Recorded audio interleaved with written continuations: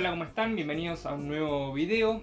En este enero del 2026 bastante particular porque el año empezó con una invasión de Estados Unidos en Venezuela, el cual ya había amenazado, pero se terminó concretando el 3 de enero a las 2 de la mañana y con el secuestro del presidente Nicolás Maduro Moros y su mujer, que también se llama primer combatiente en Venezuela, Cilia Flores.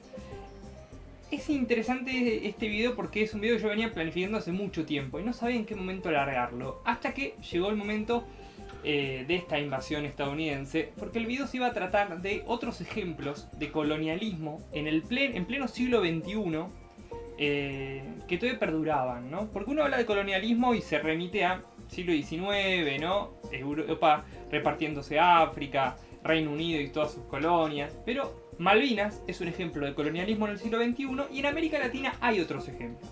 Bueno, Venezuela tiene un ejemplo, que no solamente es parecido a Malvinas en eso, también en su historia, es lo que vamos a hablar ahora, pero también en el sentimiento de la gente. Yo pude estar en Caracas en enero del 2025, justo hace un año, y pude ver en carne propia cómo los venezolanos sienten esta causa. Muy parecido a lo que pasa acá en Argentina con Malvinas. En todas las paredes, en los colectivos, en las camisetas, en las gorras, graffiti, todo con el Esequibo, que es el tema del video de hoy. La historia es muy parecida a Malvinas, así que en el video vamos a ir yendo y viniendo Malvinas Esequibo, y vamos a ver viendo las similitudes y las diferencias entre estos dos conflictos de soberanía, si se quiere, entre Reino Unido y un país de América Latina. También leyendo Twitter me encontré con este tweet donde los venezolanos en el exterior dicen que la bandera con 8 estrellas es la bandera chavista, que la verdadera bandera tiene 7 estrellas. Y uno dice, ¿pero qué tiene que ver? Bueno, Chávez agrega la estrella número 8 a la bandera, porque es la región Esequiba, de lo que vamos a hablar en este video. Y es muy interesante porque se lo asocia a la cuestión Esequiba con el chavismo, pero es una historia de un pueblo, que ahora vamos a conocer. Pero este es un gran desconocimiento que se tiene. Como si hubiera sido una idea loca. De hecho en el tweet habla de tonto, una idea tonta de Chávez de cargar una estrella. Sin comprender el valor que tiene esto. Esta acción de soberanía y de independencia política de cambiar una bandera para agregar una región que está en disputa. La bandera de Venezuela tiene 8 estrellas. Tiene 8. Y hoy vamos a conocer la historia de la última que fue agregada. La región Esequiba. Para hablar de la cuestión en toda América Latina, lo primero que tenemos que ver es el descubrimiento. Es una palabra muy fea de usar, a mí no me gusta, pero es una de las maneras de adquirir soberanía y sobre todo de probar la soberanía de un estado sobre un territorio. El descubrimiento. ¿Quién llegó primero? Bueno, en toda América sabemos que el que llegó primero, para los términos que estamos hablando, ¿no? O haciendo oídos sordos y olvidando los pueblos originarios que ya estaban en el continente, el que llegó primero es España. Aunque si bien ahora se habla de que los chinos llegaron antes, vamos a decir que llegó España, que es quien no solamente descubre el territorio, sino también se asenta. Porque ya hemos dicho en otro video que el descubrimiento por sí mismo es un título incubado, es un título imperfecto. Se debe tener ocupación efectiva del territorio para poder adquirir soberanía. Bueno, España es quien llega primero a toda América. Y no solamente por la ocupación efectiva de América, sino también en el Tratado de Tordesillas de 1493, 94, 95. Esa discusión que se da con Portugal, que termina con la delimitación del mundo. Esta cuestión es importante para entender que el Esequibo, el que llega primero es España, que va a llegar el 1 de agosto de 1498. A Malvinas lo mismo. Tordesillas divide el mundo en dos y Malvinas queda al lado español. Esto es importante para poder hablar de quién tiene el mejor título para poder reclamar soberanía. Bueno, si nos vamos al año 1498 en el mundo, el que tiene el mejor título es España. Con el derecho de ese momento. Esto también lo hemos hablado en otro video, es la extemporaneidad del derecho internacional. Va cambiando, pero si nos vamos a ese momento, el derecho que rige es este. Y el que tiene las de ganar es España. Pero más adelante en el tiempo, Países Bajos se empieza a expandir en el siglo XVII y empieza a llegar a las antiguas colonias españolas y robando, si se quiere, en algunos casos, en otros no, territorio que era español, ¿ok? Esto va a ser, por ejemplo, nosotros hablamos en Malvinas con el marino Sebald de Weert, que avista las Malvinas en el 1600. Y en 1621, por ejemplo, los holandeses van a ocupar la región este del río Esequibo y va a plantar allí azúcar y algodón. ¿Qué quiero decir cuando digo este? Que presten atención. Pues yo ahora dije región este del río Esequibo. Y va a ser muy importante porque justamente este río Esequibo va a ser la divisoria de aguas, como, bueno, es un río, ¿no? De tierras, entre lo que es Países Bajos y España. Pero es muy importante que entiendan que Holanda se va a asentar y va a plantar azúcar y algodón del lado este del río Esequibo. Y ya se van a enterar por qué hago tanto énfasis en el este del río Esequibo. 1776-77, las reformas borbónicas que se dan en España sobre la administración de los virreinatos, va a cambiar muchas cosas en América. En 1776 se va a crear el virreinato del Río de la Plata y va a tener como capital Buenos Aires y va a incluir a las Islas Malvinas dentro de ese virreinato. Arriba, en el norte de Sudamérica, se va a crear la Capitanía General de Venezuela con su límite en el oeste del río Esequibo. Por esto es lo que yo hago tanta hincapié en oeste y este. La Capitanía General de Venezuela va a tener como límite el río Esequibo, al oeste del río Esequibo. Otra similitud, ya tenemos muchas similitudes, tanto que sea España, como que empiezan a aparecer los holandeses, como que de golpe hay una reforma en España y impacta de algún modo acá en América. Y de las dos maneras tenemos una conformación administrativa en Venezuela y en Argentina que, bueno, que en su momento era el Virreinato del Río de la Plata, que va a ser muy importante para el reclamo posterior de estos territorios que están siendo cuestionados en cuanto a su soberanía. ¿Y por qué digo esto? Bueno, antes de llegar, pues ya se lo deben ver venir si vieron otros videos del canal, pero empieza a aparecer Reino Unido en América. Empieza a expandirse también el Imperio Británico y en 1806-1807, por ejemplo, tenemos invasiones inglesas en Buenos Aires, que van a ser defendida la ciudad por el mismo pueblo, ¿no? Por el mismo pueblo que se va a defender. Es muy interesante esa historia, quizás haga un video explicando específicamente, pero acá en Buenos Aires tenemos ese caso. En 1806, bueno, Holanda se convierte en protectorado británico y los ingleses van a ocupar Curazao y la Guayana holandesa. Otra similitud, empieza a aparecer Reino Unido en América Latina en 1806 en los dos casos. En Buenos Aires se tienen que ir, no pueden hacer nada, pero sí en lo que es la Guayana holandesa se quedan los británicos en esa, como un protectorado británico, ¿ok? Al este del río Esequibo, lo aclaro, por supuesto. Ahora sí, ¿por qué hice tanta hincapié en las reformas borbónicas? Porque lo que viene en 1810 es el uti possidetis iuris y es la herencia de territorio de lo que antes era la colonia, luego con esta independencia pasa a ser el nuevo estado. Los mismos límites que tenía la anterior conformación administrativa, si se quiere, conformación política del territorio, pasa a ser el nuevo estado. En 1810 se da la Revolución de Mayo en Buenos Aires y el primer gobierno patrio obviamente incluye las Islas Malvinas. De hecho, 5 días después de la Revolución de Mayo, el 30 de mayo, Saavedra paga sueldos adeudados por España al gobernador de Malvinas, ¿no? Ese es lo que yo he hablado en otros videos de la costumbre internacional. Ese sentimiento de obligatoriedad que tiene, por ejemplo, en este caso Saavedra, como el presidente de la primera junta de gobierno patrio, de pagar los sueldos. ¿Qué pasa en Venezuela? Bueno, en 1810 se da la independencia de Venezuela y después la Constitución. En el artículo 5 de la Constitución dice que el límite de Venezuela es al oeste del río Esequibo. Lo dice la primera Constitución ya en 1810, porque hereda la antigua conformación de la Capitanía General de Venezuela. En 1819 nace la Gran Colombia. ¿Cuál era el límite de la Gran Colombia? El río Esequibo, en el Congreso de Angostura. Se da todo y es algo que ¿por qué pasa lo mismo? Porque yo he explicado en otros videos, el uti possidetis iuris es una costumbre regional, nace como costumbre regional. Hoy ya es una costumbre internacional, se ha usado incluso en África, pero en América nace como una costumbre regional. Por eso se aplica lo mismo en lo que en ese momento era Argentina, esta reciente Provincias Unidas y demás, que ya he explicado que es lo mismo. En 1810 se hereda el territorio que era el Virreinato Río de la Plata. En Venezuela se va a heredar el territorio de la Capitanía General de Venezuela. Uno dice, ¿dónde está escrito? No, no está escrito. Es costumbre regional. Es un sentimiento de obligatoriedad de que el nuevo Estado va a tener las mismas fronteras y límites que tenía la antigua conformación colonial.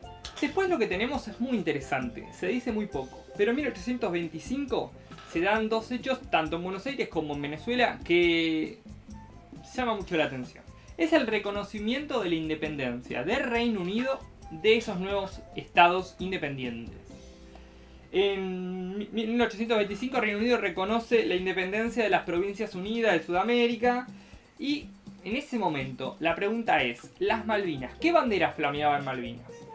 Bueno, desde 1820 la bandera que flameaba en Malvinas es la bandera argentina, desde el 6 de noviembre de 1820. Por lo tanto, cuando Reino Unido reconoce la soberanía a las Provincias Unidas, si tendría algún tipo de objeción por Malvinas, tendría que haberlo hecho ahí. Tendría que haber dicho, perdón, yo te voy a reconocer, pero en las Malvinas está flameando otra bandera. Y no lo hizo. Eso es, podemos decir, un reconocimiento tácito. Eso es, sin duda, que genera costumbre internacional en su contra. Por algo no dijo nada. Ahora, ¿qué pasó en Venezuela? En Venezuela, en 1825, Reino Unido va a reconocer la independencia de la Gran Colombia. En el lado oeste del Esequibo flameaba la bandera venezolana, ¿no? O la de la Gran Colombia. Reino Unido no dice nada de que, no protesta de que al oeste del río Esequibo esté flameando la bandera de la Gran Colombia. No dice nada. Ese silencio dice mucho. Dice mucho. De hecho, en 1834, cuando ya se disuelve la Gran Colombia, Reino Unido vuelve a reconocer la independencia de Venezuela. ¿Dice algo del Esequibo? No dice nada. Entonces, es muy interesante también la similitud que existe entre Reino Unido y Venezuela y en el caso de Argentina. ¿Qué pasa después? Bueno, Reino Unido sí empieza a avanzar. Sin importar ya mucho el derecho internacional y demás, avanza. Porque el imperio es así. El imperio no le importa nada y avanza. Y aquí estamos, las naciones de América Latina, que siempre solas fuimos muy vulnerables y por eso es importante la integración regional, pero en aquel momento estábamos separados, no existía tanta... Bueno, Bolívar había empezado ya con el Congreso de Panamá en 1826, porque Bolívar sabía muy bien que divididos estábamos perdidos. Y bueno, el avance británico se da en América Latina en 1833, el 3 de enero, el mismo día que Donald Trump invade Venezuela en el 2026. Bueno, en 1833 Reino Unido invade las Islas Malvinas y evacúa a la población local, la Argentina, que ya estaba instalada allá, como he explicado en otros videos, y implanta población británica para decir que ahí, bueno, lo que ya sabemos. Es importante, 2 años antes, de 1833, en 1831, el 31 de diciembre, fue Estados Unidos el que invade Malvinas. El que bombardea Malvinas y destroza toda la infraestructura que tenía Argentina en Malvinas es destruida por Estados Unidos. Lo cual es aprovechado por Reino Unido luego para invadir 2 años después. Bueno, en 1840 Reino Unido presenta un mapa de la región Esequiba, de esa donde estaba el protectorado británico ahí en Holanda, lo que era de Holanda. Bueno, esta cuestión de... Porque digo, al este del río Esequibo estaba esta Guyana holandesa, ¿no? Que era un protectorado británico. No había dudas de que era de Reino Unido y que era una colonia de Reino Unido. Ahí no había dudas al este del río Esequibo. Pero en 1840 Reino Unido va a presentar un mapa donde incluso, valga la redundancia, la región oeste del río Esequibo.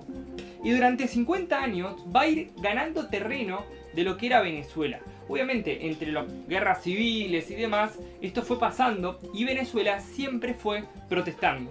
Y esto es lo que viene luego, porque en 1833 Argentina protesta inmediatamente, con Manuel Moreno, el embajador argentino en Reino Unido. Y protesta también en 1834, y lo hace también en 1841, en 1842, y así va año tras año protestando formalmente por ese territorio que fue ocupado ilegalmente. Y así también lo hizo. Desde 1840 en adelante Venezuela protestó por el Esequibo de manera permanente. Ahora viene una cuestión que es similar pero diferente a la vez. Porque en 1888 Argentina va a proponer someter la cuestión de Malvinas a un arbitraje con Reino Unido. Y fue Reino Unido el que no aceptó. Pero en 1895 Estados Unidos, el presidente Cleveland, es el que propone someter la cuestión a un arbitraje. El mismo arbitraje, vos decís, che, ¿qué similitud? Bueno, es así. Los imperios manejan a sus colonias de la misma manera, ¿no? Y por eso uno ve tantas similitudes, pero hay algunas diferencias que hay que remarcar. Porque este arbitraje sí se llevó adelante en 1899. Pero bueno, vamos a ver cómo estaba compuesto el tribunal arbitral. 2 árbitros por Venezuela, de nacionalidad estadounidense. Ya eso dice mucho. 2 árbitros por Reino Unido, nacionalidad británico, de Reino Unido. ¿No es un poco parcial este tribunal? Bueno, pará, porque hay un último árbitro que es imparcial, es ruso, pero es profesor también en una universidad de Reino Unido. Un tribunal arbitral totalmente parcial, que ya se veía a la legua cómo iba a terminar. Es el que decide darle la razón a Reino Unido de que el Esequibo es británico, incluso la región oeste del río Esequibo. El que no había dudas de que era de Venezuela, ese mismo. 2 árbitros británicos, 2 árbitros yanquis y 1 ruso que es profesor en una universidad de Reino Unido. No había forma que salga a favor de Venezuela esto. Venezuela va a desconocer el laudo inmediatamente. Nunca lo va a aceptar. Bueno, otra vez, otra similitud. En la década del 60 empieza el proceso de descolonización en la ONU con la resolución 1514 de Naciones Unidas. En 1965 se va a dar en el Comité de Descolonización el alegato Ruda y se va a obtener la resolución 2065, que es clave en la cuestión Malvinas, por lo que dice. Primero reconoce que hay una disputa de soberanía, que hay un conflicto. Esto es clave porque Reino Unido decía, no hay conflicto, yo soy el dueño y ya está. No, hay un conflicto. Reconoce que el conflicto tiene 2 partes, lo cual es fundamental. Porque dice, las 2 partes es Argentina y Reino Unido. Y Reino Unido intentaba decir, no, los isleños en Malvinas son una tercera parte, hay que escucharlos. No, la resolución 2075 dice que se va a tener en cuenta los intereses de los isleños. Claro, pero los intereses de los isleños ya están representados por Reino Unido. Si son todos británicos los que están en Malvinas. No hay una tercera parte. Reino Unido representa sus intereses, ya está. Y Argentina, por supuesto. 2 partes. Y lo último, obliga a las partes a negociar. ¿Qué pasa? En el 66 se da el Acuerdo de Ginebra entre Venezuela, Reino Unido y Guayana Británica. Varias cosas. Uno, va a reconocer que existe un conflicto. Lo mismo que pasó en la resolución 2065. Hay una disputa de soberanía. 2, va a obligar a negociar. A las partes a sentarse a negociar por la soberanía. Muy parecido a lo del 2065. Y acá viene una diferencia. Ese Acuerdo de Ginebra va a reconocer la independencia de Guayana. Y Venezuela va a reconocer la independencia, pero va a hacer una reserva a ese reconocimiento. Va a decir, yo te reconozco hasta acá, hasta el este del río Esequibo. Todo lo que sea de Guayana al oeste del río Esequibo, yo no te lo reconozco. Protesto por esa ocupación colonial en mi territorio. Esto es lo que debería haber hecho Reino Unido, por ejemplo, en 1825, y no lo hizo. Es lo que debería haber hecho en 1834, y no lo hizo. Entonces, Venezuela en 1966 lo hace. Pero yo te reconozco la independencia, pero hasta acá. De acá para acá, estamos discutiéndolo. Por último, una gran diferencia, que también puede llamarse similitud. La autodeterminación de los pueblos. Bueno, vamos con Venezuela primero. Bueno, la cuestión del Esequibo vuelve a cobrar mucha importancia en Venezuela en el chavismo. De hecho, ya hablamos de la bandera de Venezuela. Chávez incorpora una estrella porque dice la cuestión es la región Esequiba o el Esequibo venezolano es una parte integrante de toda Venezuela y la vamos a recuperar y vamos a hablar del Esequibo y vamos a ir a donde haya que ir, a los tribunales internacionales, lo vamos a recuperar. Y esto vuelve a ser importante en el año 2025. porque va a realizarse un referéndum en Venezuela donde se le va a pedir a la población que vote qué hacer en cuanto al Esequibo. Y acá es importante, porque el derecho a la autodeterminación de los pueblos tiene un titular: el pueblo. Pero ¿quién es el pueblo? Esta es la gran pregunta de cuando uno habla de la autodeterminación de los pueblos, es definir quién es el pueblo, porque es el pueblo el que va a tener el derecho a la autodeterminación. Es importante acá leer la opinión consultiva de Chagos. ¿Quién es el pueblo que tiene la autodeterminación de los pueblos? Bueno, en el caso de Venezuela, en el Esequibo no hay dudas. El pueblo originario del Esequibo, de esa región, era el venezolano. Está claro, se lo vemos en Constitución de 1811, lo vemos en la Gran Colombia, lo vemos en 1819. Ahí había una población venezolana